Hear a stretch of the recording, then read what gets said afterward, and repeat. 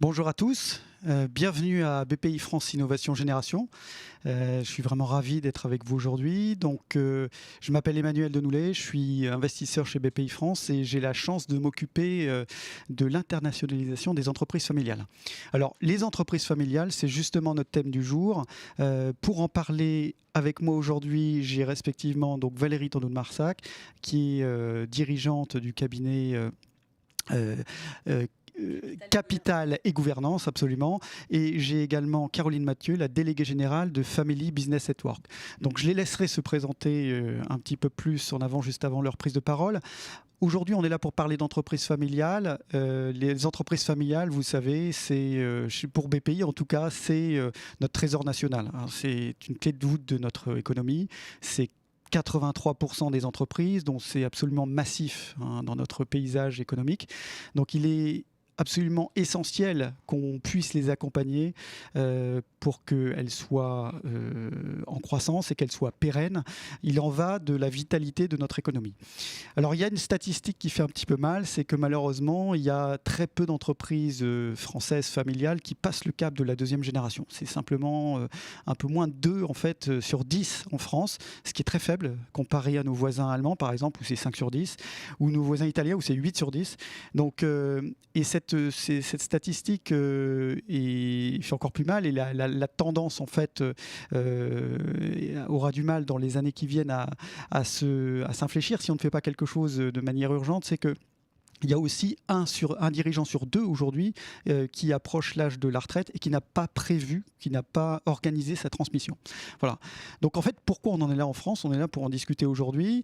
Alors le thème de la fiscalité a longtemps été mis en avant comme un frein justement à la transmission et donc à la pérennité de ces entreprises. On va voir avec Valérie et Caroline aujourd'hui qu'il n'en est pas exactement, ce n'est pas exactement la situation. On pense effectivement que la gouvernance et la stratégie sont les clés vraiment de cette préparation à la transmission et donc à la pérennité de l'entreprise. Donc justement, alors pour parler de gouvernance et de transmission, j'ai Valérie avec moi, Valérie Tondou de Marsac, donc conseil spécialisé dans les entreprises familiales. Hein, vous les accompagnez de manière très proche surtout dans leurs problématiques de transmission. Vous êtes également, voilà, vous avez réalisé une thèse sur les entreprises familiales, vous avez publié des ouvrages sur les entreprises familiales, donc vous êtes vraiment une experte. Et alors, Valérie, pour commencer, est-ce que vous pouvez nous dire ce qu'on entend par gouvernance et puis stratégie? Parce que c'est 2 mots en fait, qui sonnent un petit peu abstraits, souvent. Merci Emmanuel. Alors je vais juste commencer peut-être par rappeler qu'une entreprise familiale, c'est un ensemble systémique, c'est un système en fait, composé de... On utilise souvent le modèle qui est derrière moi, qui est le modèle des 3 cercles, pour caractériser les entreprises familiales, parce que en fait, c'est la réunion d'une famille, d'une entreprise et d'actionnaires qui ont décidé d'investir leur capital ou de laisser une part essentielle de leur patrimoine investi en capital dans une entreprise. Ce modèle des 3 cercles, en fait, il est très très utile pour décrypter les enjeux de cette catégorie d'entreprise notamment évidemment à la fois en matière de gouvernance et en matière de stratégie. Qu'est-ce qu'on entend par gouvernance? Gouvernance, c'est vraiment, moi j'ai l'habitude de dire, c'est un mot valise pour une notion dans laquelle on a mis énormément de choses dont on finit par ne plus très bien savoir ce que ça recouvre comme concept. Parce que la gouvernance, si on essaie de simplifier les choses, appliquée à une entreprise, quelle qu'elle soit, c'est l'articulation de 3 pouvoirs. Et je les ai fait figurer aussi sur la slide qui est derrière moi. Le premier pouvoir, c'est celui des actionnaires, parce que pour qu'il y ait une entreprise, il faut qu'il y ait des actionnaires qui aient décidé, comme je le disais à l'instant, soit d'investir en capital dans une entreprise, soit qui aient décidé de laisser le capital dont ils ont éventuellement hérité dans cette entreprise pour lui permettre de poursuivre son projet entrepreneurial. C'est ce qu'on appelle en général le pouvoir actionnarial ou, de façon plus ramassée, la propriété. Étant précisé qu'il faut quand même toujours avoir à l'esprit que les actionnaires sont propriétaires du capital investi dans la société et évidemment qu'ils ne sont pas propriétaires de l'entreprise. C'est une nuance, mais elle est vraiment importante. Ensuite, il y a le pouvoir de direction. On investit dans une entreprise et pour un projet entrepreneurial et ce projet, il est conduit par les dirigeants. Donc ça, c'est le pouvoir de direction. Et ensuite, il y a un troisième pouvoir qu'on appelle le contrôle, le pouvoir de surveillance. C'est le pouvoir que les actionnaires délèguent à une instance de gouvernance qui est constituée pour vérifier que le projet déployé par les dirigeants correspond effectivement au niveau de stratégie et de risque dans lequel les actionnaires ont décidé d'investir leur capital. Il faut toujours se rappeler qu'un actionnaire, c'est d'abord et avant tout un investisseur au service d'un projet entrepreneurial. Alors évidemment, la particularité des entreprises familiales, c'est que dans un très grand nombre de cas, comme c'est le cas de la majorité des PME, puisque on s'entend généralement pour dire que la plupart des PME contrôlées par un actionnaire unique ou largement majoritaire font partie des entreprises familiales, eh bien, la difficulté, c'est que dans ce genre d'entreprise, le pouvoir de surveillance ou le contrôle, il est généralement absent parce que pas organisé. Il n'y a pas beaucoup de PME dans lesquelles il y a un conseil d'administration et encore moins dans lesquelles il y a un conseil de surveillance. Ces organes, ces instances de gouvernance, elles apparaissent en général à un stade de maturité plus avancé de l'entreprise. Et donc, souvent, dans les entreprises familiales, elles n'existent pas. Ou, quand elles existent, elles sont composées de membres de la famille qui sont en même temps des membres des autres cercles. C'est ça qui complique et qui complexifie le sujet. C'est que souvent, dans une entreprise familiale, les personnes sont à la fois des membres de la famille, des actionnaires de l'entreprise et parfois même des dirigeants. Et parfois, ils sont dans ces trois cercles à la fois. Donc ça induit un niveau de confusion, je crois, qui complexifie grandement le sujet de la transmission, bien sûr, mais aussi celui de la croissance, bien évidemment. Parce que quelquefois, cette identité d'acteur, en fait, conduit ces fameux acteurs à avoir des hésitations sur la casquette, entre guillemets, avec laquelle ils vont prendre telle ou telle décision.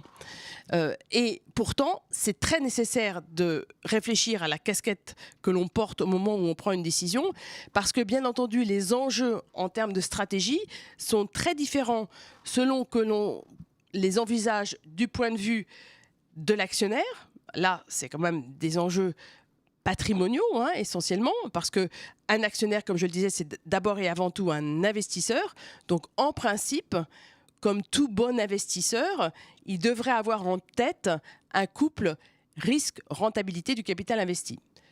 La complexité des entreprises familiales, c'est que souvent, et en particulier quand l'actionnaire a hérité de ce capital qui lui a été transmis par ses parents, eh bien, il n'a pas du tout cette attitude ou cette posture vis-à-vis du projet entrepreneurial, puisque d'ailleurs, souvent, on entend les actionnaires familiaux dire qu'ils sont dépositaires du capital dont ils ont hérité et que leur mission principale, c'est pas de savoir si y a un taux de rentabilité suffisant, c'est plutôt de le conserver, le faire prospérer pour pouvoir le transmettre à leur tour. Donc on est dans des enjeux, si vous voulez, de loyauté ascendante envers ceux qui ont transmis et descendante envers ceux qui sont appelés un jour à recevoir eux aussi ce capital.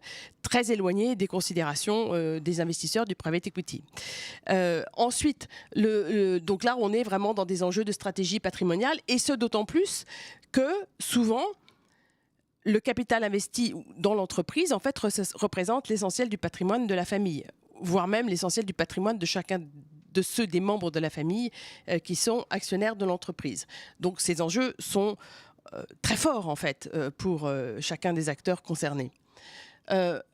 Ensuite, du point de vue de l'actionnaire, comme je le disais à l'instant, on est dans des enjeux de stratégie actionnariale, c'est-à-dire que là, normalement, on devrait, en principe, être dans une logique plus financière, même si ce que je dis là est parfois très fortement contredit par la réalité de ces actionnaires familiaux qui se considèrent comme dépositaires du capital et que parfois l'exercice consiste à les convaincre que en fait, c'est pas parce qu'ils sont actionnaires familiaux qu'ils n'ont pas leur mot à dire sur les enjeux stratégiques actionnariaux, par exemple les décisions d'investissement, les décisions de croissance externe, les décisions de développement à l'international, etc., etc.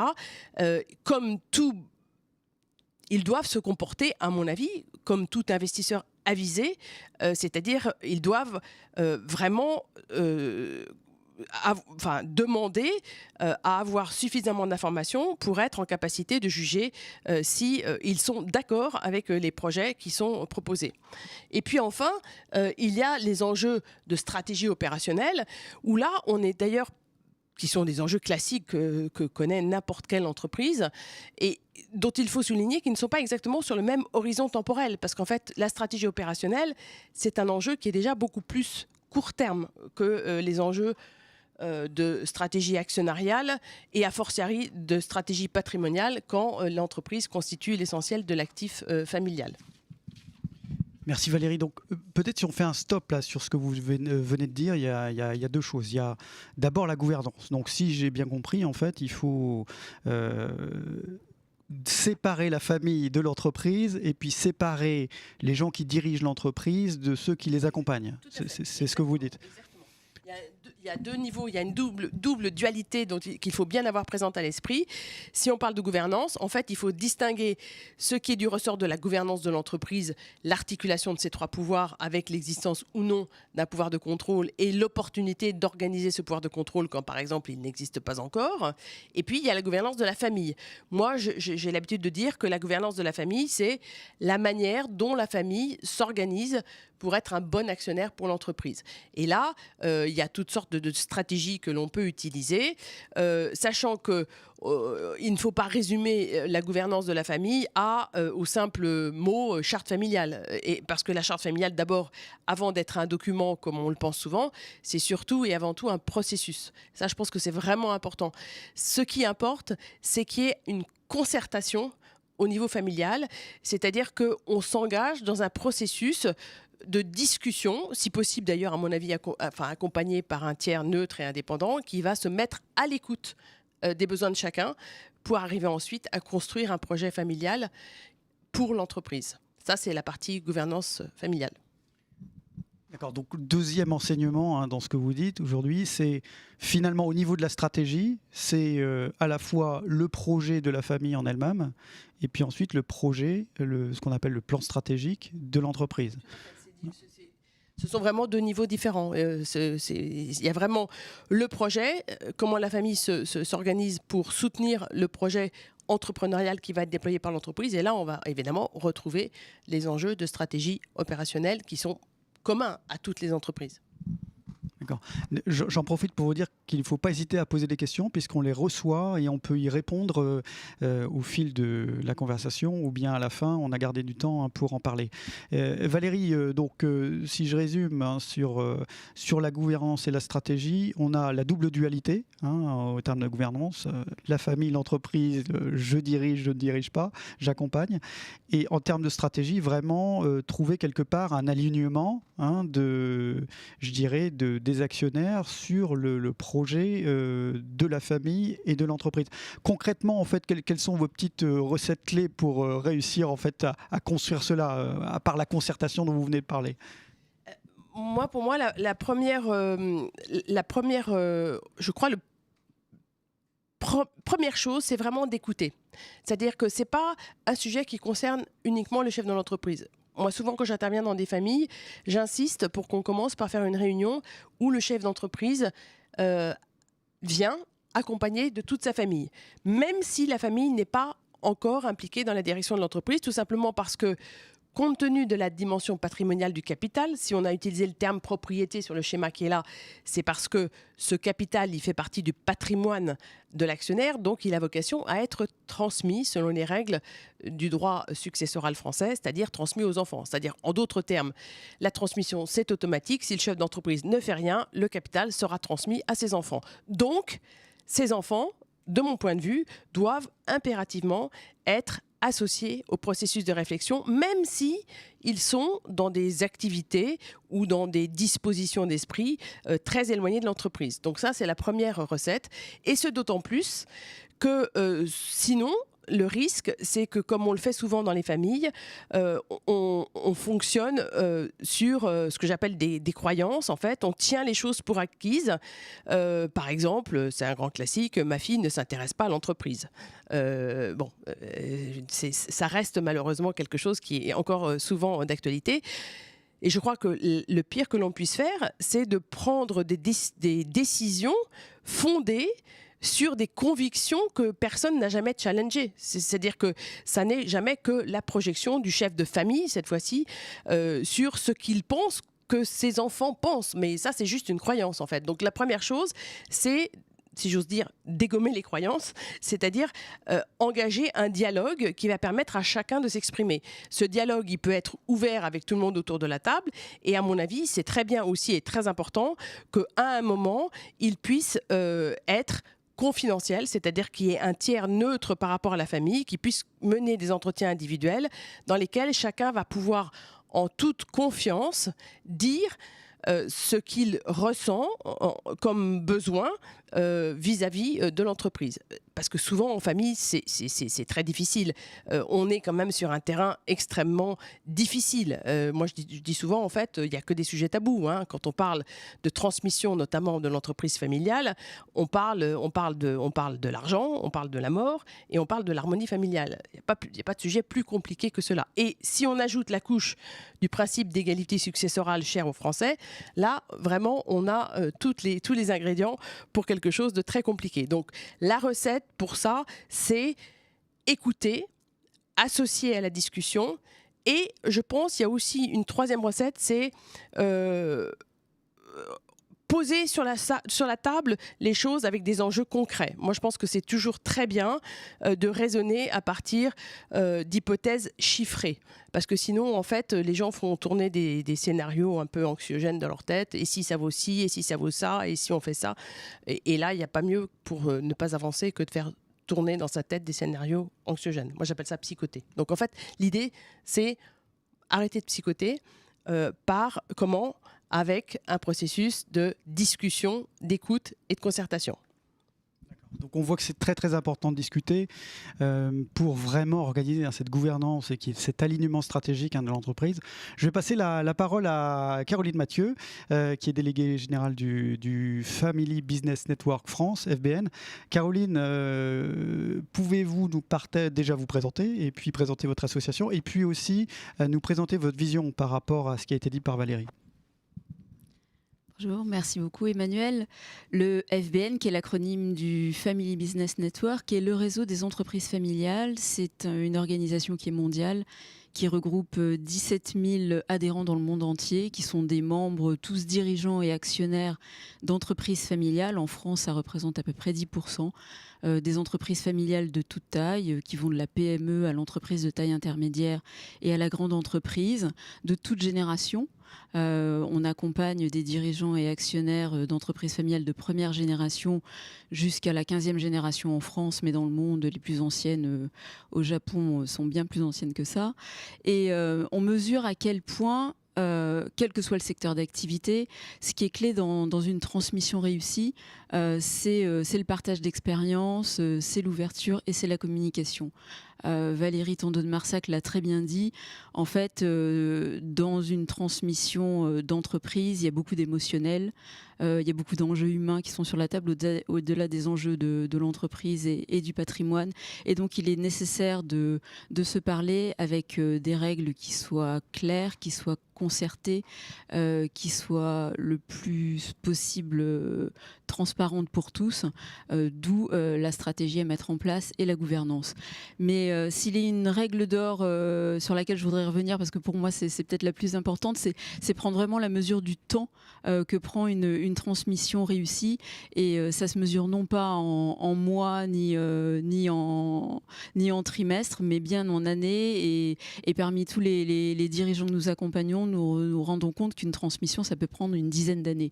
Donc prendre son temps important, c'est indispensable. Anticiper le processus de transmission, c'est vraiment clé. Ça veut dire qu'à partir du moment où l'étincelle dans l'esprit du dirigeant de « je vais transmettre demain » naît, il y a une dizaine d'années qui s'écoulent. Et la deuxième règle importante, c'est qu'il faut mettre en place très tôt des règles, un mode d'emploi et des règles du jeu pour identifier la personne qui sera à même demain de reprendre l'entreprise familiale. Donc ça passe par un processus de formation et d'intégration de la nouvelle génération. Et c'est vrai que dans notre réseau FBN, c'est un des 3 piliers dont on s'occupe. C'est vraiment montrer aux nouvelles générations tous les rôles qu'elles peuvent y occuper et faire en sorte que celui ou celle qui reprendra l'entreprise familiale ait toutes les compétences nécessaires, toute la légitimité et surtout l'envie de reprendre l'entreprise familiale. Donc ça, c'est la deuxième règle qui est importante. L'accompagnement, Valérie l'a dit, il est clé parce qu'il permet de mettre de l'objectivité, il permet d'avoir une certaine méthode et de prendre aussi du recul dans ce processus qui est un processus de long terme. Et bien souvent, quand on sait très bien à quel point il y a de l'émotionnel dans une famille, donc se faire accompagner par quelqu'un qui aura un regard plus neutre, c'est effectivement aussi une des bonnes pratiques et une des règles importantes. Bien sûr, le projet commun, le projet de la famille est important et il doit être mené en articulation avec celui de l'entreprise pour la faire grandir et la développer. Mais il y a une chose aussi importante dans toute l'ingénierie patrimoniale, c'est d'avoir en France un dispositif qui est complexe, qui est souvent peu connu, mais c'est de mettre très tôt en place des pactes du Treuil, parce qu'avant d'être à 20% de transmission intrafamiliale de l'entreprise, sans l'existence des pactes du Treuil, on était à 2 fois moins. Donc c'est vraiment quelque chose d'important aussi. La communication, elle est absolument essentielle parce qu'elle permet d'éviter les non-dits. Elle permet de mettre toutes les parties prenantes autour de la table. Et bien souvent, ce faire process permet de lever des possibilités de conflit. Donc c'est également essentiel. Et donc tout ça fait partie vraiment de la stratégie à organiser. Et au niveau de la structuration de la gouvernance, qui permet de favoriser la cohésion, qui permet aussi un alignement des actionnaires, il faut bien prendre en compte le fait que cette gouvernance doit être choisie et adaptée à chaque entreprise, à chaque histoire, parce que toutes les entreprises familiales n'ont pas la même histoire, n'ont pas les mêmes valeurs, n'ont pas le même projet. Donc adapter sa gouvernance et la choisir, c'est important. C'est une gouvernance qui doit aussi être le plus ouverte possible. Bien souvent dans la gouvernance, on va faire intervenir des administrateurs qui sont extérieurs à la famille et qui eux-mêmes vont mettre de l'objectivité et vont venir challenger le projet. Cette gouvernance, elle doit être inclusive. Valérie le disait tout à l'heure. Et puis surtout, il ne faut pas hésiter à la revisiter à chaque nouveau cycle d'évolution et de vie de l'entreprise, la faire évoluer avec les projets, les nouveaux enjeux. Donc la gouvernance, en fait, c'est une matière qui reste très vivante et qui est au fil des générations.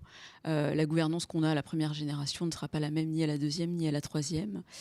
Et puis, une fois que j'ai dit toutes ces règles-là, il y a une règle qui est aussi également très importante pour le dirigeant lui-même, c'est que très tôt, à partir du moment où il souhaite transmettre son entreprise, il doit aussi réfléchir à un projet personnel, son projet de vie après la transmission.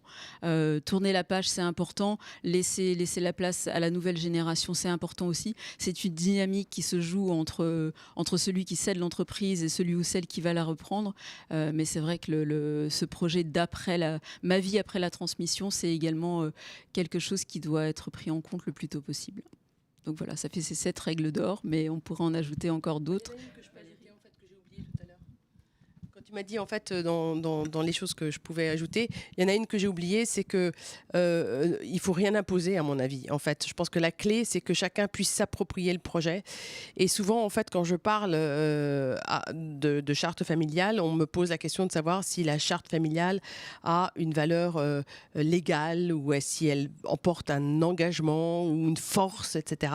Et moi je me dis, enfin je réponds souvent, à mon avis c'est pas le sujet, parce que si l'idée c'est de tenter d'imposer le changement par la force, ben, c'est sûr que ça ne marchera pas. Ça, c'est sûr et certain que ça ne marche pas. Donc, tout ce processus de concertation, il a aussi pour enjeu et pour vertu de permettre à chacun de s'approprier le projet et la solution que l'on propose. C'est un petit peu comme en matière de médiation, en fait. Une solution ne fonctionne que si chacune des parties prenantes a pu se l'approprier. Et c'est à cette condition que la solution va fonctionner.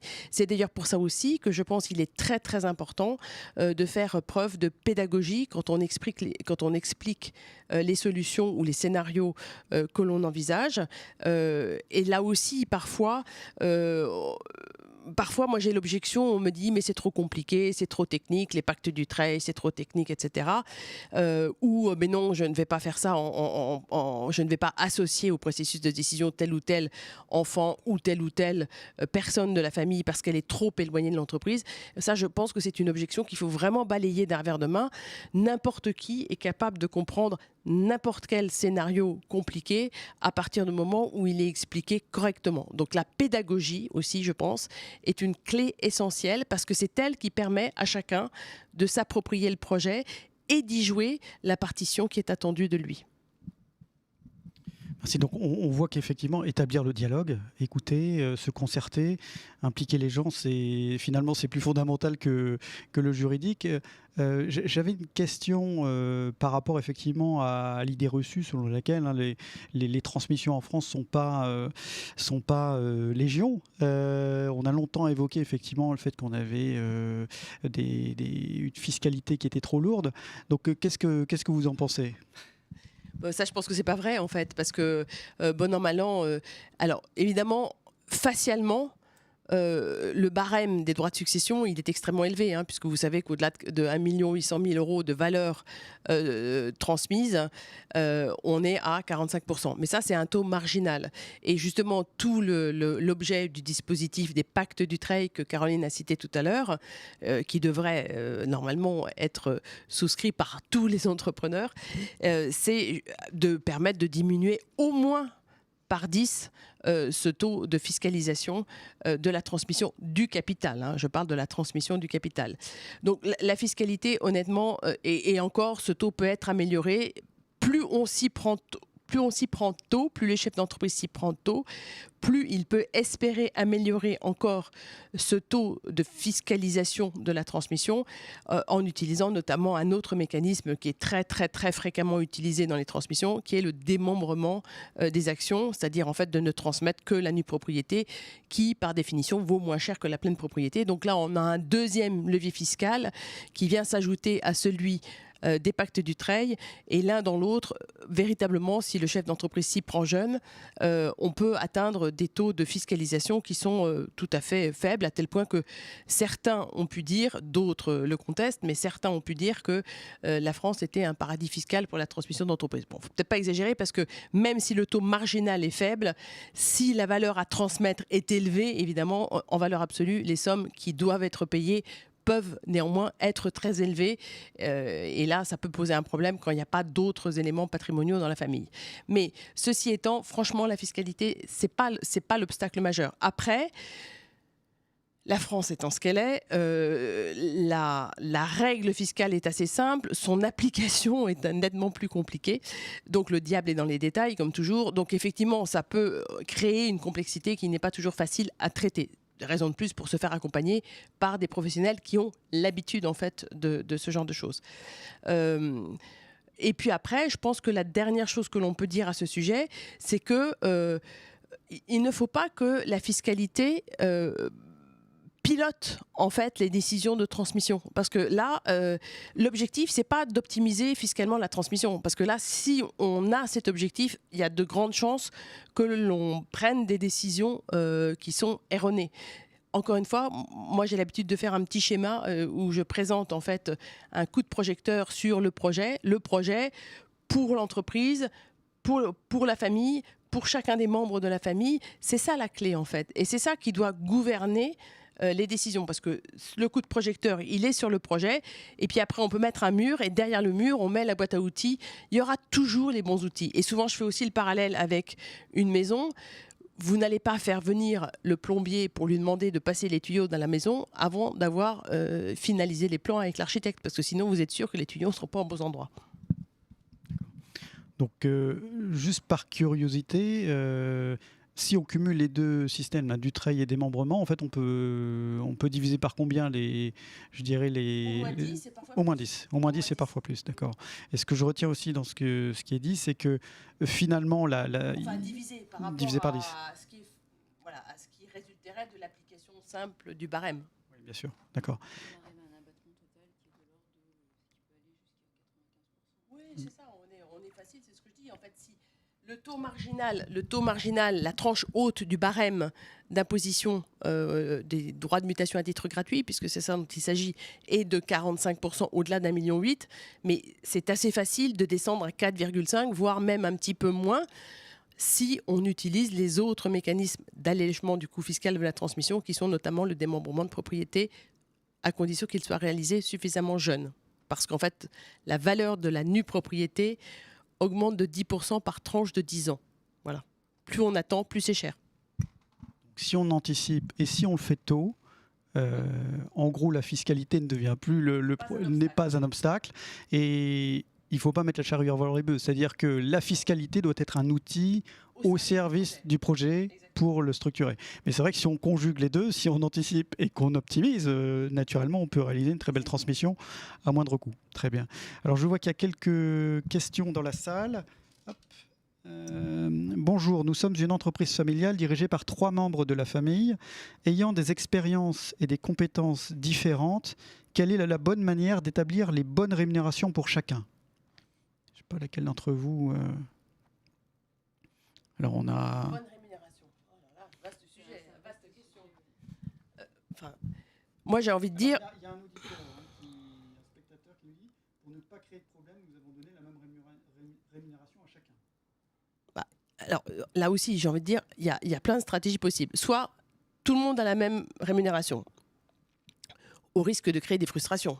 Parce que si tout le monde n'a pas la même implication ou le même niveau de contribution, avoir des contributions égales, bon, ça peut aussi créer des frustrations. Après, sinon, moi j'ai envie de dire, il y a aussi des pratiques que l'on peut imiter. Qu'est-ce qui se passe dans une entreprise, en fait, notamment dans des projets dans lesquels il y a des investisseurs financiers qui investissent.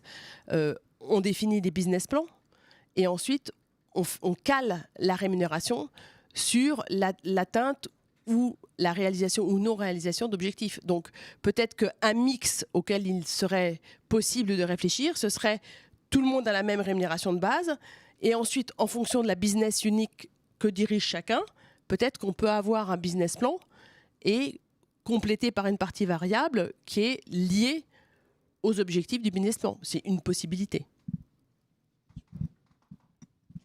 Alors moi, je pense qu'il n'y a pas de solution unique. Il n'y a pas de recette standard. En tout cas, dans le réseau que nous animons au FBN, on s'en rend compte à travers le partage d'expériences et les échanges de bonnes pratiques entre les dirigeants et les actionnaires. C'est que finalement, ce qui marche, c'est la recette que vous allez vous-même vous constituer à partir de votre histoire, de vos valeurs, de votre projet et de celui de l'entreprise. Et en puisant, il y a 1001 solutions qui peuvent être trouvées et qui pourront vous correspondre. Donc, je dirais que la première des choses, c'est peut-être d'en parler, d'être le plus ouvert possible, d'aller écouter ce qui se passe dans d'autres entreprises, avec d'autres dirigeants, en faisant partie de cercles pour déjà commencer à trouver un début de solution parce que il n'y en aura pas qu'une, je pense. Je pense que briser la solitude, hein, comme le dit Caroline à l'instant, c'est finalement une des vertus les plus importantes dans la mise en place d'une gouvernance, parce que c'est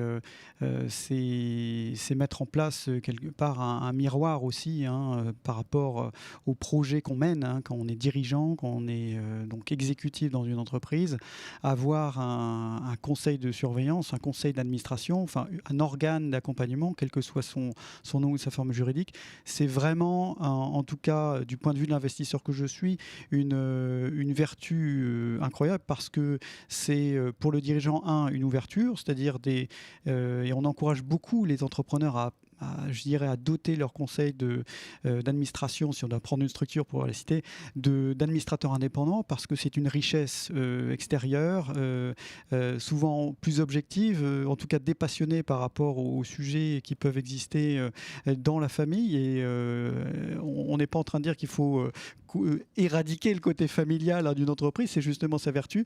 Il y a effectivement des relations familiales qui existent au niveau de l'actionnariat et souvent aussi au niveau de la direction. Ça n'est pas un sujet. L'ouverture, en tout cas, vient apporter un nouveau regard par rapport à ce qui est construit. Et il y a certaines, les entreprises, les familles entreprenantes, hein, comme on les appelle, qui réussissent leur projet de croissance, qui réussissent leur passage de génération. Et il y en a beaucoup en France, parce que des entreprises centenaires, je ne sais pas combien on en a, mais on en a... Voilà, plus d'un quart. Donc, et dans votre réseau, vous en avez combien? Dans notre réseau, plus d'un quart. Donc ça fait combien d'entreprises? Une bonne cinquantaine. Donc il y a des entreprises qui réussissent à... Alors, plus centenaire, ça veut dire qu'on a au moins passé quoi, 7 générations? 6, 7 générations? Non, c'est 4. 4, d'accord. Et là, je parle de la France, parce qu'au niveau mondial, je pense qu'il y en a aussi. D'accord. Donc voilà. Donc en tout cas, ces entreprises qui ont bien structuré avec les bonnes recettes qui vous ont été données aujourd'hui et qu'on va répéter, hein, pour que vous ne les oubliez pas, ont vécu en fait cette transformation grâce à ces outils de mise en place de gouvernance, grâce à notamment à cette création de conseils, d'accompagnement, d'ouverture avec des valeurs ajoutées extérieures. Et finalement, la plus grande vertu, hein, d'un conseil, c'est d'obliger quelque part les dirigeants à rendre des comptes pour qu'ils se rendent compte. C'est vraiment en fait le début du challenge, hein, qu'on pose aux dirigeants, c'est-à-dire qu'il y a une stratégie qui a été posée, hein, il y a une équipe dirigeante qui l'amène, et l'équipe dirigeante en fait doit effectivement s'appuyer sur son conseil pour pouvoir bien mener à bien le projet et s'assurer effectivement, et le conseil qui est à ses côtés doit s'assurer effectivement que l'équipe soit dans les meilleures dispositions possibles et tous les moyens pour réaliser cette stratégie. Et pour ça, effectivement, il y a un besoin effectivement d'input, hein, comme on dit, de la part du conseil, à la fois donc d'exigence, hein, tout en étant bienveillant naturellement, parce que c'est la vie des entreprises n'est pas d'une simplicité biblique tous les jours. Voilà ce qu'on peut dire en tout cas sur les entreprises qui réussissent, qui passent des générations. Ce sont des entreprises qui ne le font pas seules et qui structurent effectivement à la fois leur gouvernance et aussi leur stratégie. Sur ce volet-là, moi, je vais compléter ma vision aussi d'investisseur. Je pense que le plan stratégique, c'est souvent un mot un petit peu une grosse tarte à la crème en fait, qui n'est pas forcément très bien comprise par les entrepreneurs. Il est clair qu'on ne peut pas en fait atteindre des objectifs si on ne sait pas où on va. Donc il faut, c'est ce que disait Valérie tout à l'heure, le projet familial, c'est le projet de la famille. Donc dans les familles qui réussissent et qui passent les générations, on s'imagine en 2030, en 2040, en se demandant ce qu'on va être dans le futur et ce qu'on veut faire de l'entreprise de laquelle on est actionnaire. Et ensuite, effectivement, il y a un chaînage de gouvernance qui se met en place. La réflexion doit être portée aussi au niveau de l'entreprise elle-même. C'est-à-dire que le conseil, effectivement, doit faire en sorte qu'il y ait un plan stratégique, qu'il y ait une direction, des objectifs, et puis finalement, voilà, mettre en place si possible de manière collaborative, parce que c'est jamais aussi puissant que quand c'est collaboratif, parce que ça donne du sens à toutes les forces vives des entreprises, vraiment déterminer ensemble la vision de l'entreprise, la mission et les valeurs. Je pense que ce sont des choses qu'il faut poser pour bien réussir son projet. Et encore une fois, il n'y a pas de croissance s'il n'y a pas de gouvernance, s'il n'y a pas de plan stratégique. Et il n'y a pas de pérennité s'il n'y a pas de croissance. La croissance est vertueuse. Hein. Chez nous, BPI France, on nous dit souvent qu'on est des picousés à la croissance. Alors, ce n'est pas pour effectivement la croissance pour la croissance, pour générer des richesses dans l'absolu. La croissance a une vertu forte, c'est-à-dire que les entreprises qui sont plus grandes sont plus solides. Et on le voit très bien dans les entreprises intermédiaires, de taille intermédiaire allemande, hein, qui sont 2 fois plus que celles qu'on a en France. En France, on a à peu près 6000, les ETI. Hein, il y en a 2 fois plus en Allemagne. Bien, vraiment, il y a il y a cette optique qui est toujours présente hein, qui est incrustée effectivement dans la stratégie, dans la gouvernance de ces sociétés, voilà, pour grandir, pour se pérenniser. Et ces sociétés voilà, qui sont plus grandes, effectivement, sont moins effectivement fragiles parce qu'il y a plus de valeur ajoutée, il y a plus de capital immatériel. Et à la fin de la journée, voilà, il y a aussi une désensibilisation souvent géographique, hein, puisque ces entreprises qui sont de plus en plus internationales à mesure qu'elles grandissent. Donc voilà, donc le risque effectivement décroît avec la taille. Donc c'est pour ça effectivement qu'on encourage les entreprises à bien réfléchir à leur chemin de croissance, parce que c'est aussi un chemin de pérennité. Alors je ne sais pas si on a encore des questions, n'hésitez pas, on a encore quelques petites minutes devant nous. Je n'ai pas d'autres questions. Donc là, il y avait une personne qui avait répondu qu'effectivement, il y avait une égalité de rémunération hein, pour les personnes de la famille, pour qu'il n'y ait pas de... Mais bon, voilà, on a répondu à ce sujet-là. Je ne sais pas si Valérie, Caroline, vous aviez des compléments. On va attendre quelques petites secondes. Peut-être que l'inspiration va venir.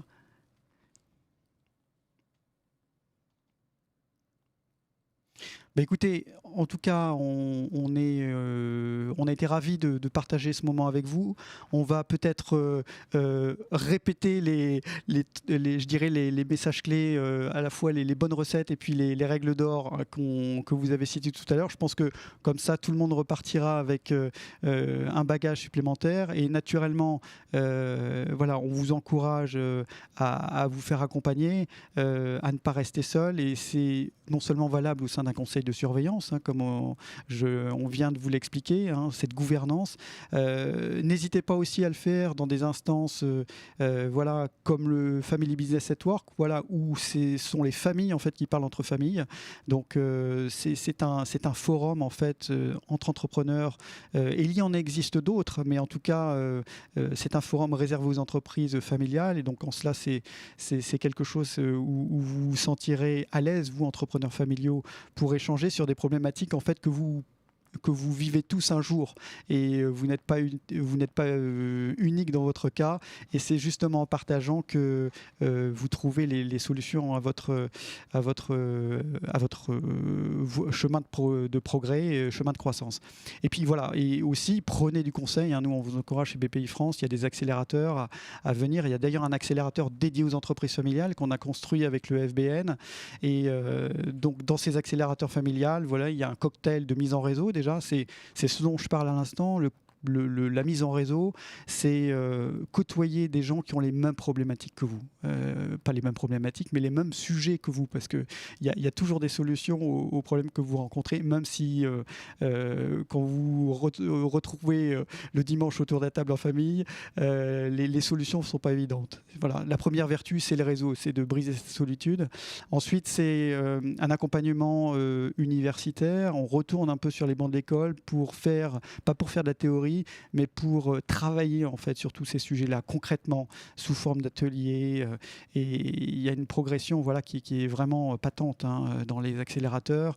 Les résultats de croissance, de rentabilité des entreprises qui passent par les accélérateurs sont meilleurs. Donc voilà.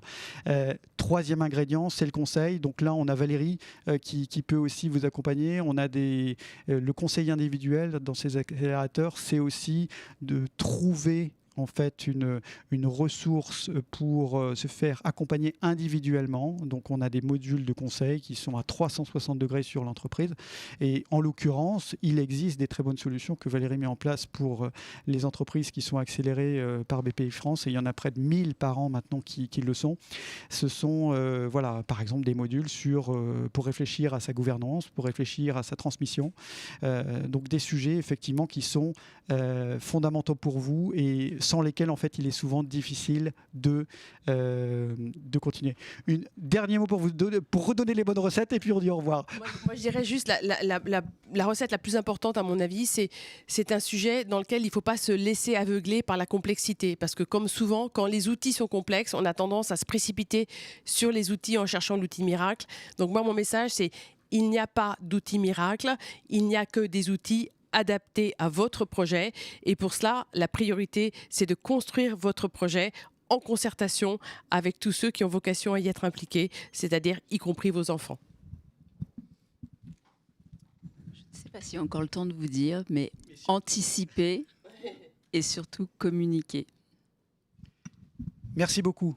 Au revoir.